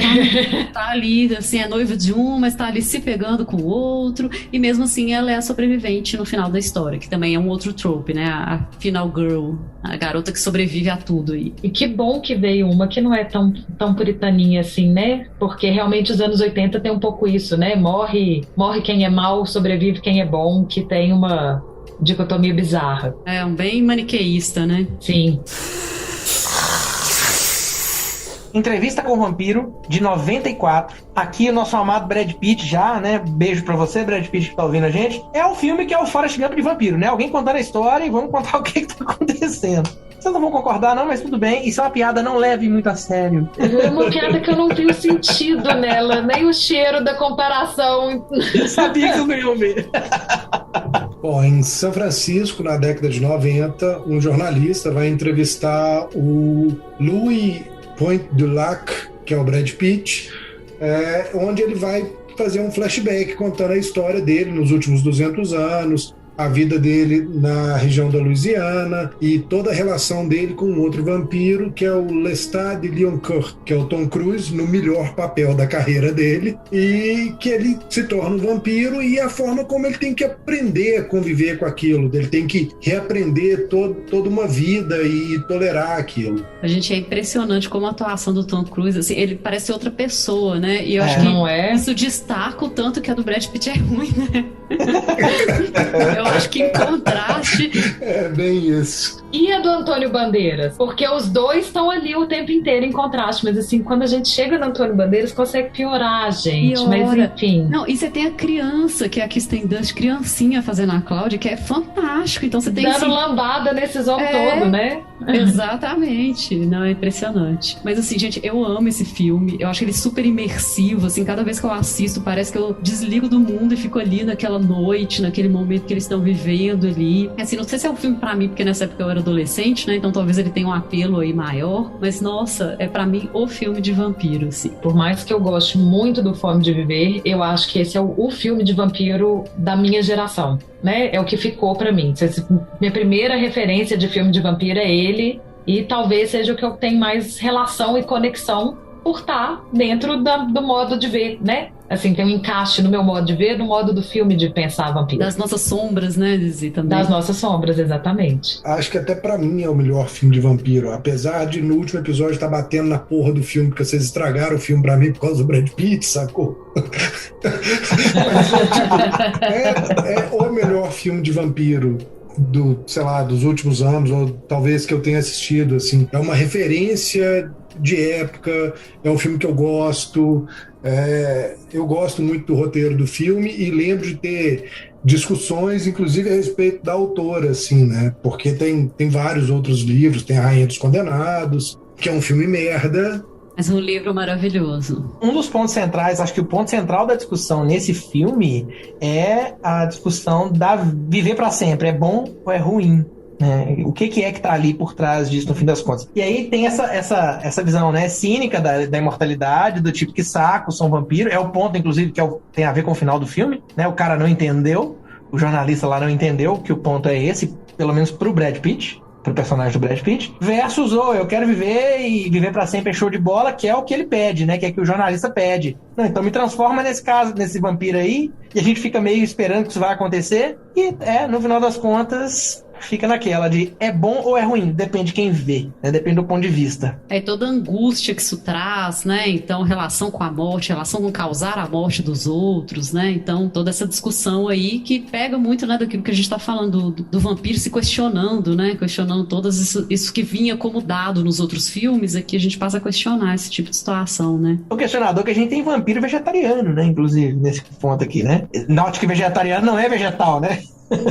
Essa história toda que a Fê estava falando, né, dessa culpa do que o Louis carrega, e que inclusive é a frase do filme, né, quando ele está daquela debochada, né, tipo, Louis, como você ama sua preciosa culpa, leva ele a passar um tempo aí se alimentando de animais, evitando matar um outro ser humano. Mas o filme também deixa claro que isso está longe de realmente saciar a fome de um vampiro, né? E quando ele abre mão do vegetarianismo, o vegetarianismo do filme, né, gente? Ele fica mais feliz, satisfeito e bem resolvido, mesmo sendo ali a pessoa eternamente questionadora. Eles brincam com o vegetarianismo também no Amantes Eternos de um jeito diferente, né? Ali eles não matam, eles bebem sangue humano, mas pego do banco de sangue, de né? banco de sangue, enfim, né, de outro lugar. E ele fala isso, né? O Loki, que eu descobri ali que o Loki é um vampiro, né? O Loki é a rainha do Nárnia, a rainha branca de Nárnia, são dois vampiros, tá totalmente explicado. O Anjo Gabriel do Constantino. Então ali ele fala, né? Ele brinca, ele ri disso, inclusive, né? A gente é vegetariano, brinca com a irmã, né? Com a Ava, não lembro mais o nome. A irmã é a Ava. É só você lembrar que o casal original é o casal original, né? Sim. O casal é o casal original.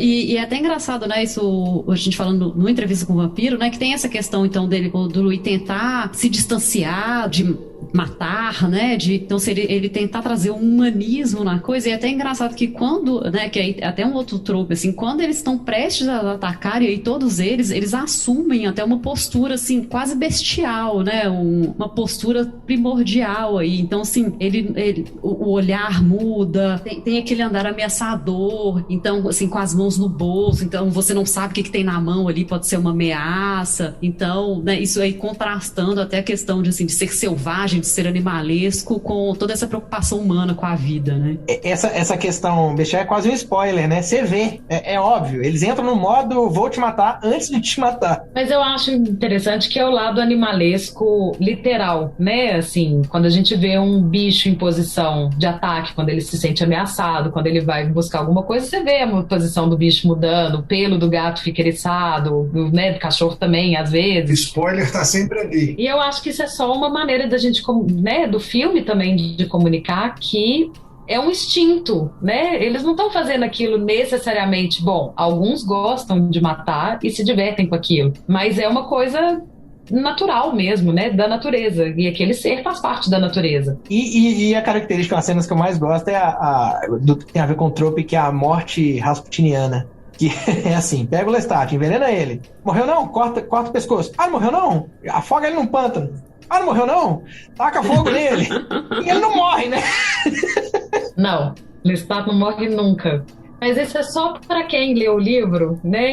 Ou os livros. Eu não li muitos, não. Eu li só os 2 primeiros. Mas é porque ninguém entendeu através daquela ladainha do Louis que o Lestat é o cara. E ele é forte, ele é poderoso. A gente só não capta isso pela visão do Louis. Ele é muito mais esperto e safo do que a gente aparentemente vê na Entrevista com o Vampiro, né? E aí, vocês conseguem me explicar como que ele aparece dentro do carro para comer o jornalista no final do filme? Tipo, de onde ele veio? Ele tava seguindo o cara há quanto tempo pra atacar dentro daquele carro? Ele tava seguindo o Louis, na verdade, né? Ele tava seguindo o Louis, ele viu o Louis dando a entrevista, usou sua vampirice. Aí, pensando que o próximo filme, o próximo livro seria A Rainha dos Condenados, naquele verdade ele tá subvertendo essa lógica, sabe, Madu? Que ele tá indo atrás desse cara porque ele tá indo criar uma banda de rock, porque ele quer ser famoso, porque ele quer chamar a atenção do Louis, né, eventualmente. Mas aí já é cenas do 3º livro, que não existe nem o segundo, uma adaptação do segundo, e a gente nega que aquela versão de A Rainha dos Condenados foi feita porque ela é, tipo, vexamosa. Vergonha alheia. A gente nega que existe qualquer continuação de qualquer um desses filmes que a gente tá falando aqui. Vocês podem falar que existe. Ah, existe Garotos Perdidos 2. Não existe. Pior que existe, né? Mas não existe. Crepúsculo já a gente vai falar porque tem que falar, mas a gente acha que não existe nem o primeiro. Existe a continuação nesse sentido.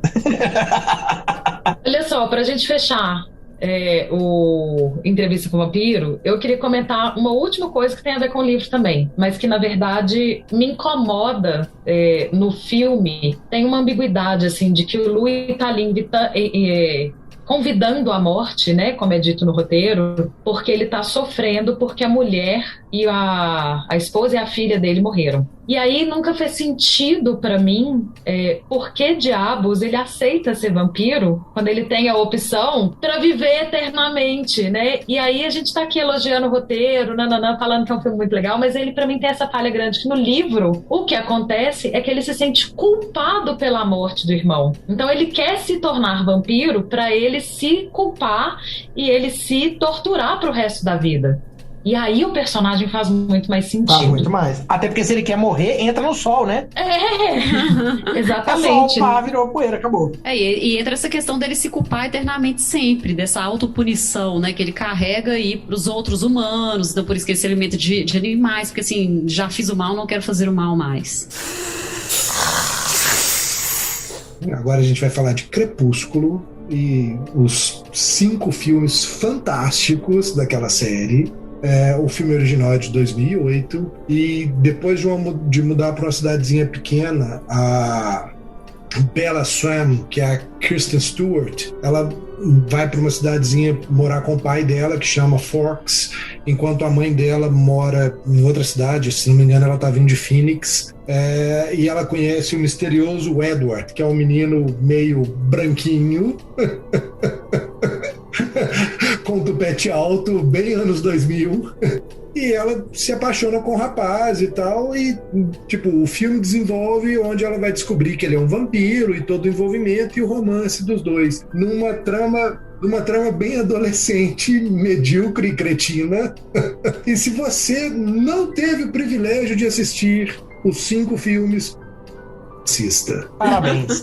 Olha, eu vou falar uma coisa em defesa de Crepúsculo e nunca mais vai sair nada da minha boca em defesa de Crepúsculo. talvez, se a gente fosse criança, adolescente, quando o filme saiu, a gente ia ter uma certa benevolência com ele, igual a gente tem com o Lost Boys, por exemplo. Só talvez, porque pra mim eu nem considero filme de vampiro. Mas tem um trope que diz, né? Você pode não chamar ele de vampiro, mas ele é vampiro. Tem um trope associado a isso. Que tá aqui. Acho que não defendendo, mas vamos puxar um pouquinho do que é que muda aqui, né? O que são as características que são apresentadas, por bem ou por mal, que são tropes. Sim, e é até engraçado, porque assim, eu acho até que faz sentido a gente falar, né, tipo, da Bella se apaixonar por esse vampiro misterioso, né, é até um trope de All Girls Want Bad Boys, então assim, ela está se interessando por ele, porque ele é misterioso e tal, eu não entendo por que ele se interessa por ela, né, um vampiro de 300 milhões de anos, por uma adolescente, seria uma personalidade. É um vampiro que tem 17 anos, mas na verdade tem 200, na hora que vê a menina entrar na sala, fica de dente duro, sacou? É tipo, aquilo não faz o menor sentido. Então, eu tenho duas amigas que leram os livros e a gente já teve algumas conversas sobre o Crepúsculo, e uma das coisas que ela fala é que isso é uma das piores coisas do filme, porque a Bella é descrita no livro como uma pessoa muito cheia de vida. E realmente a Bella do filme não tem isso. Do ponto de vista de um vampiro, qualquer um é, né? Tava faltando. Bom, pelo menos o Madu conseguiu uma piada boa hoje. Ô Romeuzinho e Julieta. Gente, sério, ô Romeuzinho e Julieta nerfado, viu? Ô Romeuzinho e Julieta. Não, e a história do Dente Duro diz que tem alguma coisa, posso estar confundindo, tá? Mas eu acho que tinha uma coisa no cheiro do sangue dela, que não é sangue de fada, mas que tinha alguma coisa também, assim, que justifica um pouco esse momento, mas assim... Ai. Assim, se fosse a questão do cheiro, mulher menstruada nessa escola de todo mundo de 17 anos... Tá me arrepiar, né? Não é? Que é o trope aí da licença artística, né? No caso, falando de biologia. Que os vampiros ali ficam tudo doidinho quando vê um cortezinho de papel no dedo e uma gotinha de sangue, mas quando mulher menstrua ninguém vê nada, ninguém sente nada, ninguém se incomoda. E aí depois... o pessoal da produção aí deu uma desculpinha esfarrapada falando que, não, mas é porque o sangue da menstruação não é tão oxigenado assim, e então ele não é muito fresco e tal, é tipo um sangue morto. E assim, e aí de novo, né, pegando a Bella aí, ela tem, então assim, ela se interessa super por esse maravilhoso Edward que brilha, né, um vampiro aí, que é tanto que ela descobre que ele é vampiro porque ele não sai no sol, ele é misterioso e tal. E quando ela se conhece, se apaixona por ele, para de rir, mano. Não, ele não sai no sol, não é porque ele morre, é porque ele brilha. É lindo. E assim, e por incrível que pareça, a Bella fica super atraída por isso. E ela fica aí se sentindo péssima. Ela, gente, eu não sou boa igual a ele. Então, assim, que é até um trope, né? O being human sucks. Então, tipo, é um saco ser humano. E assim, aí cenas, né? Depois que ela se transforma, cena dos próximos filmes, não vamos entrar neles. Você assistiu eles, Fernanda? Não. Engraçado que o primeiro, eu acho que eu assisti 2 vezes até, sabe? Eu vi o primeiro 2 vezes também. Eu vi o primeiro, eu vi de novo agora, mas eu já tinha visto ele antes. Puta que pariu, velho. Eu vi os vampiros que se mordam. Eu já vi todos. Você viu todos, Zizi? Gente, eu não sei terminar a história no meio. Porque uma coisa é o Blade, que a gente não vai falar. E história? Não tem história. Não tem história claro que ali. Tem.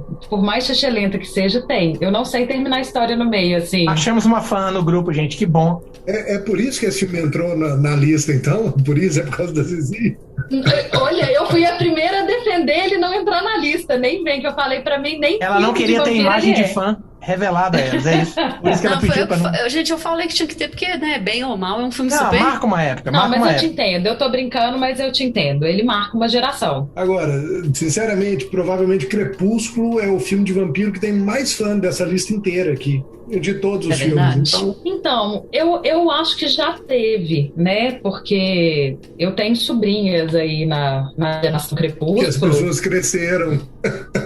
Mas eu vejo que mesmo elas, hoje em dia, falam tipo, é ruim, né? Na época a gente gostava, mas hoje em dia eu vejo e acho ruim. É diferente da gente com Entrevista com o Vampiro, que continua sendo muito interessante. Ou um Lost Boys, que continua sendo divertido, apesar de ser uma bobagem, né? E apesar de terminar ali falando que mães não podem casar de novo, né? Senão elas vão ser atacadas por vampiro.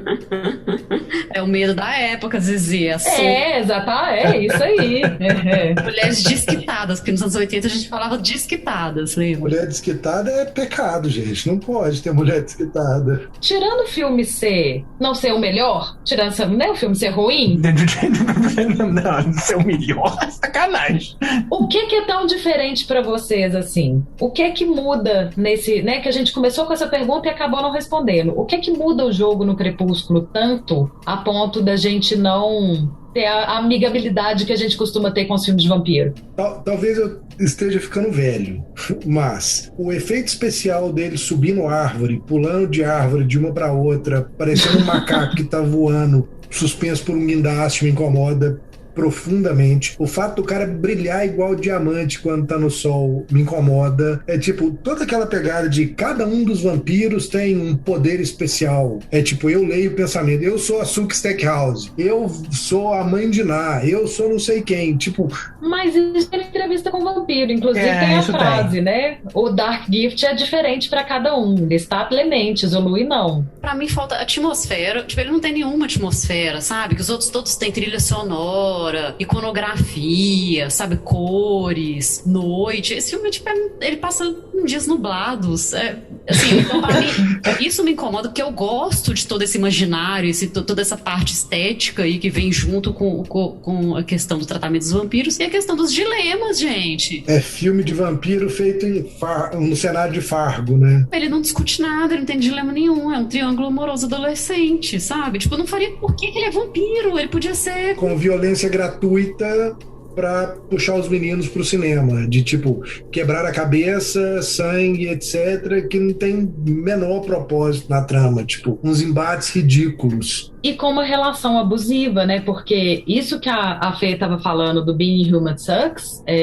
a Bella se sente o tempo inteiro inferior ao Edward, tipo, não sou boa o suficiente para ser namorada dele porque ele é um vampiro e eu não, ele é foda e eu não. E ele manda nela o tempo inteiro. Você vai virar vampiro, você não vai, mas eu quero, eu tenho certeza que eu quero, mas eu não vou te transformar, não pode, nananã. E ela não tem a liberdade de escolha dentro daquele relacionamento, quase que hora nenhuma. Talvez quando ela vira mãe, o que não é um outro machismo nosso de cada dia. Gente, quando ela acorda no quarto e ele tá vigiando ela, é tão assustador aquilo pra mim, sabe? Não sei como é que alguém pode achar aquilo romântico, é muito assustador. E eu acho muito assustador que gera uma fanfic que carrega isso, ainda que carrega piorado, né? isso pro exatamente, é piorado porque ainda leva isso pro universo BDSM, onde existem regras muito claras de consenso que não são respeitadas no 50 Tons e que leva em pleno anos 2000 aí, 2010 já, né, era aquilo, esse homem dominador, assim, e desrespeitoso e machista nesse lugar. E não é porque gosta de bater, né, durante o sexo. A questão não é essa, a questão é a atitude para com a donzelinha ali que tá do lado, né, o meu bibelô. Ele compra a empresa onde ela trabalha pra poder controlá-la melhor. Gente, como assim? Isso é romântico? Eu acho que me incomoda isso, assim, esse conceito de romantismo muito distorcido e a falta da sombra, né, que a gente tanto falou. Pra mim, o que incomoda no filme é assim, todos os filmes que a gente falou anteriormente vão ter problemas. Mas tem alguma coisa que chama muita atenção. O jeito que o vampiro é construído, a atmosfera dos anos 80, a relação que é colocada, a discussão. Aqui eu não vejo um ponto que me chama pra falar assim, isso aqui vale a pena. Eu não vejo um ponto. O Robert Pattinson resolveu ser ator bom só depois do filme, né? Esse é o único ponto bom. Eu acho que ele tá criando um Robert Pattinson Universe, onde ele já era o Batman ali, entendeu? Mentira, tem uma coisa do filme que eu acho muito legal. O quadro de cabelo eu acho foda, velho. A piada... O quê? O quadro de cabelo, do chapeuzinho de formatura, eu acho muito legal a proposta do quadro, sacou? De ter, tipo, um cabelo de cada formatura, de cada ano, de cada São vez. 17 formações, tipo, né? O cara tem 200 anos que tá fazendo o segundo grau, pô. Ele já formou 1 milhão de vezes. Gente, meu pesadelo. O quadro é legal, mas a ideia por trás do tipo, você se virou vampiro com 17 anos, você vai ter que ir pro high school todos os dias da sua vida pro resto da eternidade, isso não faz o menor sentido, né? Isso é a definição de tortura, gente.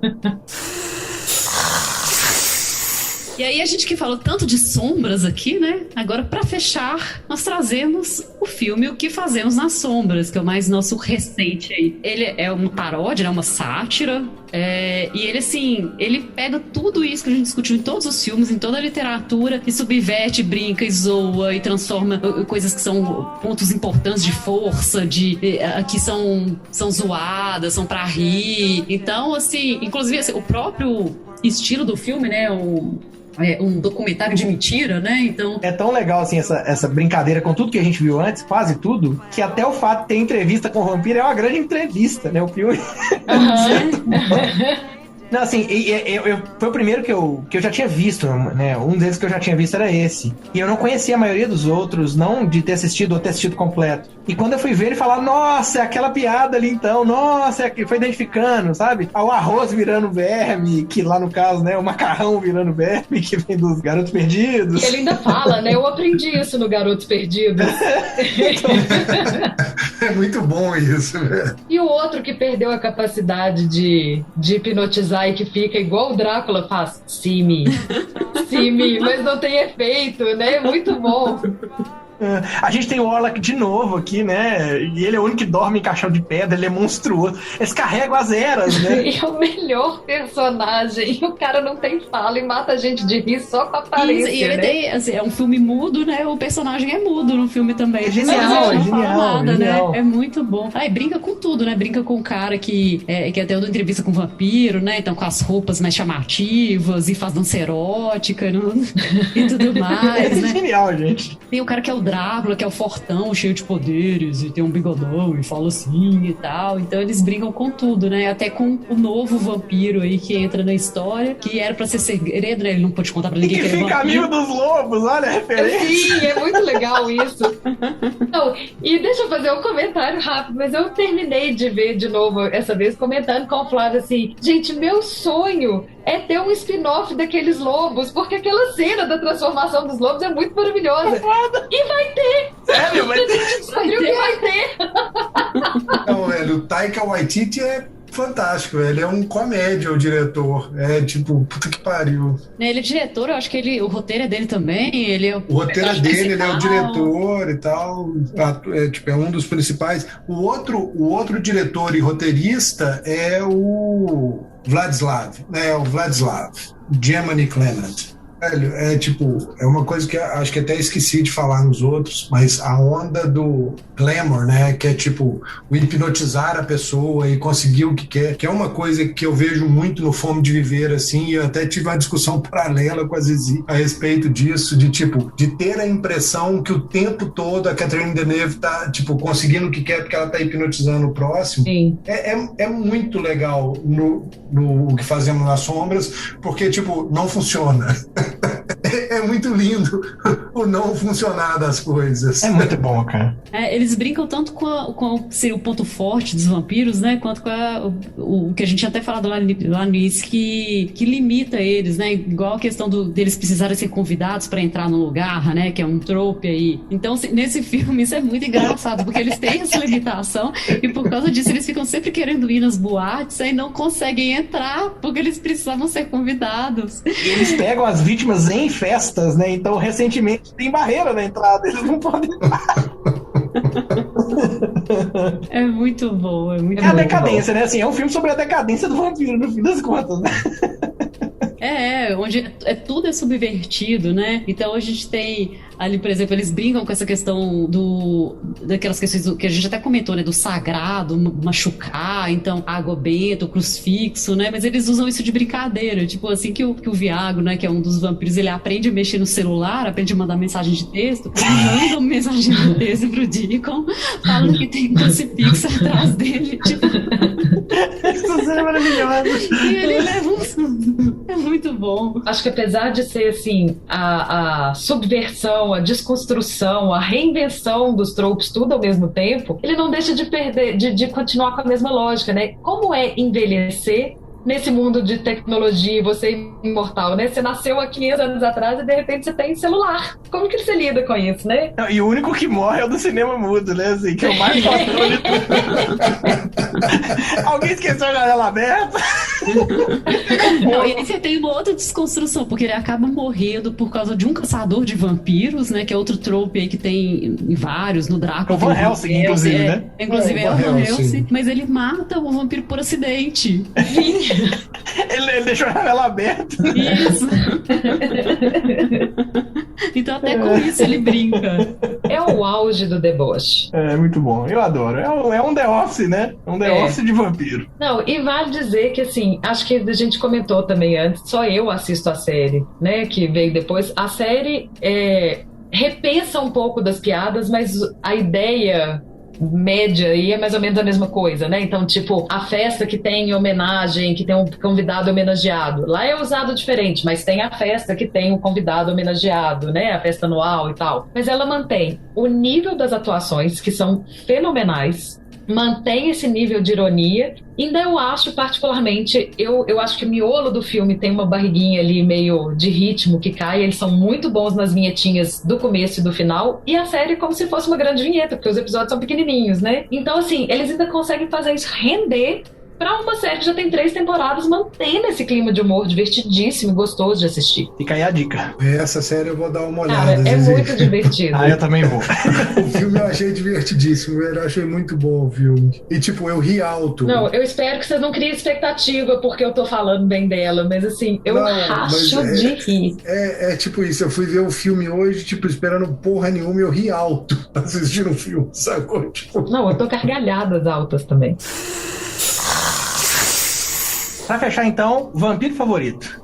Vamos eleger os vampiros favoritos aqui. Ou, né, o favorito ou os favoritos. O vampiro, não o filme, né? O vampiro. Eu queria falar do vampiro mesmo. O personagem vampírico favorito. Ou então, assim, aquela família de vampiros no lugar, né? Um ponto ali específico. Gente, Lestat. O meu é o Lestat de Lyoncourt, do Entrevista com o Vampiro. Amo Lestat, muito, muito mesmo. E você tá falando do filme ou você tá falando da vida e do livro? Ambos, porque, tipo, a gente tá num roteiro de filmes, né? Não vale trazer livro pra cá. Mas sabe que quando eu assisti o filme, eu já saí com essa impressão, sabe? Eu já saí com ódio da Cláudia que botava fogo nele. Eu já achava ele o mais legal da história. Ele é o mais legal da história. Não sei se é por causa da atuação também, né? Acho que isso conta também, mas... E aí depois nos livros eu fui só me apaixonando mais. O dia que o Tom Cruise trabalhou bem. Mas isso é engraçado porque só quando eu li o Vampiro Lestat é que eu entendi o tanto que o Tom Cruise era bom ator naquele filme. Porque até então, pra mim, era uma atuação que eu achei, tipo, ok. Acima da média do Tom Cruise, o que não é muito difícil, né? Bom, pra ele mesmo porque assim, ele não dá conta, mas... Ô, gente, tadinha. Gente, uma boa, tá parecendo que a gente tem um podcast pra bater em ator, sacou? Porque a gente só bate em ator. Tom Cruise, se estiver ouvindo a gente aí, não fica triste, não. Eu te escolho como meu favorito, tá? Não, ele tem momentos, né, Tom Cruise aí, tem o Magnolia, mas enfim, vamos fugir não. O Lestat é o meu favorito também, Fê, mas eu entendo que ele não é o meu favorito do contexto do filme. Se eu não tivesse lido O Vampiro Lestat, aliás, talvez eu, né, nem só pela entrevista com o vampiro eu não teria chegado nesse lugar. Isso tudo pra falar que eu não sei quem é o meu vampiro favorito no contexto do filme. Zizi, eu tô com o mesmo problema, Zizi, porque eu tô assim, pronto, quem é meu vampiro favorito? Agora, tipo...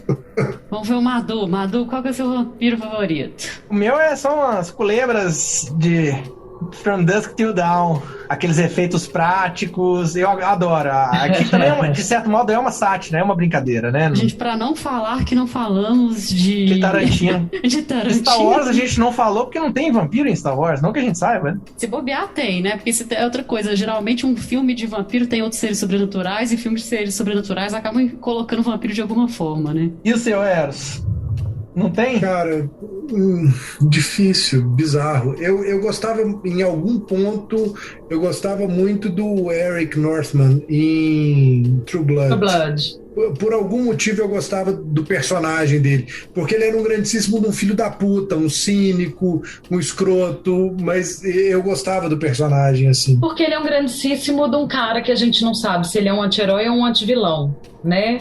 Tipo eu não isso. terminei de ver a série, mas até o momento que eu vi, ele é aquele cara. Ele me lembra o Sawyer, né, do Lost, aquele cara que é apresentado como vilão babaca e aos poucos ele vai ganhando um pouco do carisma da gente, assim, a gente vai começando a prestar atenção nele falando, opa, esse cara é mais interessante do que ele parece. Eu pensei nele também, Eros, eu quase falei ele, mas eu acho que eu vou ficar com a Cláudia. Ai, gente. Cláudia Lestat, qual que é o seu, Eros? Mas o meu é o Eric Northman, de True Blood. Eu vou escolher a Cláudia porque, cara, essa ideia da menina de 5 anos que tem 100, ela é muito legal muito mesmo. dolorida. E já que a gente falou de Forrest Gump, Madu, eu vou puxar aqui a minha implicância, que é o curioso caso de Benjamin Button. A Cláudia, a personagem, né, o debate em torno da Cláudia, dá lambada no que é a proposta inteira daquele filme de te contar, que é você ter uma vida no corpo de uma criança. Obrigada a concordar. Concordo Fica aí para reflexão.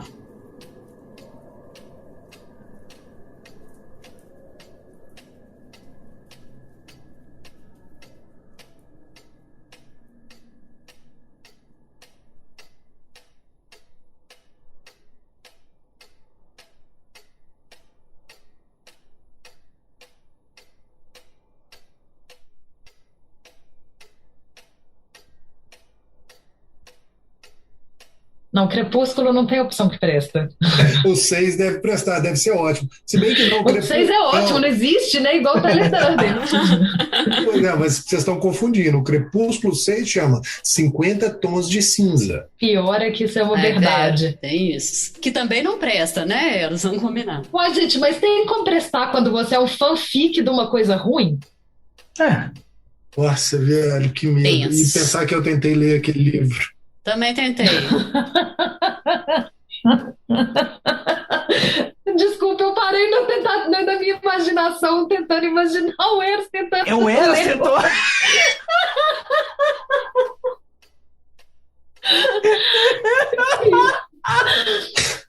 Eu tô super tentando, não tô conseguindo sair da imagem mental tosqueira. Velho. nesse Você momento. tentou. Você tentou. Eu tentei. É.